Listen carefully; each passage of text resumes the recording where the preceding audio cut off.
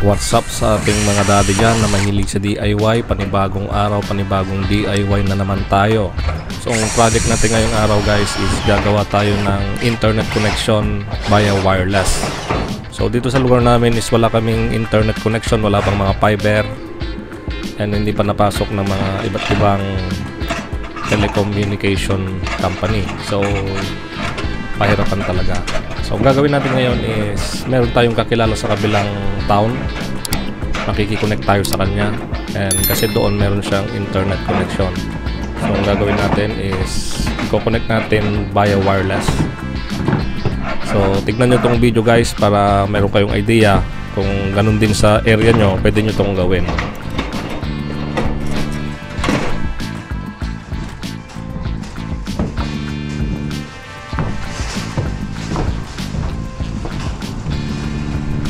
Ang itatayo pala natin guys is total of 12 meters na tubo. So ang specification ng tubo na gagamitin natin is D1, 1 inch, is schedule 40, and nilagyan natin siya ng mga steps.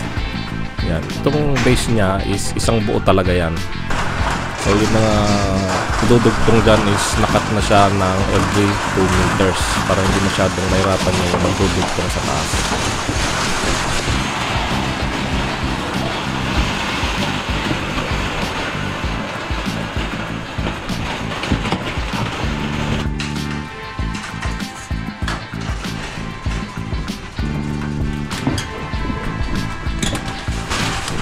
At kung nakikita nyo guys is naitayo na namin yung isang base na tubo na 1 meter.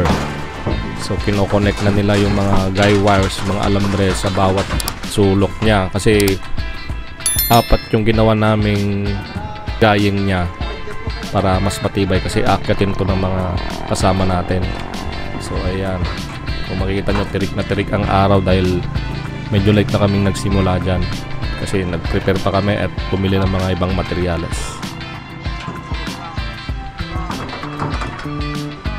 So yan, bumili na rin ako sa Shopee ng beacon light o kaya warning light niya, kasi nakikita ko sa mga malalaking tower may mga ganyan. So lagyan na rin natin kahit maliit lang yung sa atin.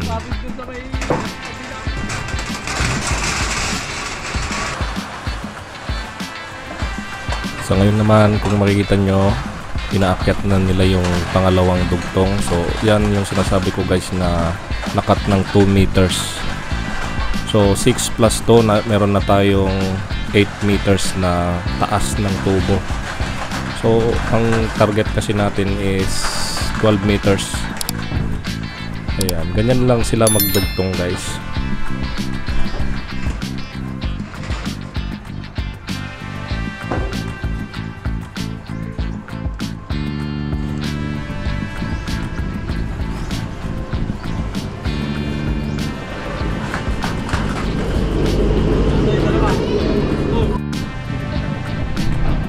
At ngayon kung makikita nyo, naka-fix na yung mga alambre natin. So pwede na tayong magdugtong ulit ng isa pang 2 meters. At niready na rin ang ating gagamiting antena. So ang antena palang gagamitin natin is Ubiquiti PowerBeam AC500. Ang target kasi nating makuhang internet bandwidth o speed ay at least 100 Mbps. So sa tingin ko naman kaya na to, kasi ang distance ng pagkokonekan natin is nasa 2 kilometers. At magdudugtong ulit tayo ng another 2 meters para makuha natin yung suggested na taas. So bali meron pang isa, and kinikrimp na rin natin yung LAN cable para kukonect sa antena.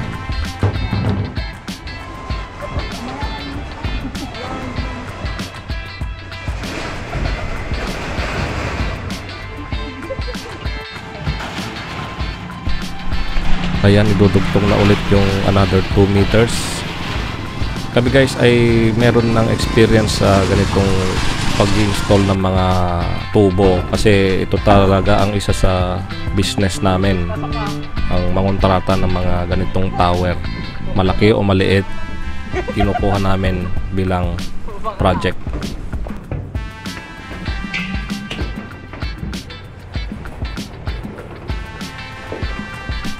ready no ang lahat, nakapix na rin. So ito na yung last na dugtong natin na pang 12 meters. So ang ginawa ng mga kasama natin dyan is diretso nang kinabit yung antena sa mismong tubo para hindi na sila mahirapan and napadali yung kanilang pag-install. Ang mangyayari dyan is alignment na lang.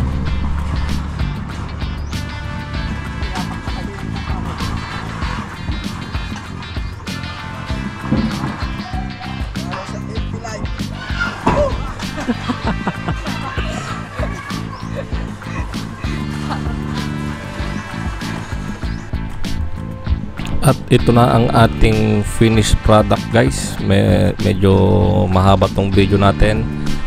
Papakita naman natin ang configuration at resulta ng ating ginawang mini tower sa susunod na part na lang ng ating video kasi medyo mahaba na. So ayan, salamat sa panonood guys, and sa mga hindi pa nakapag-subscribe dyan, baka naman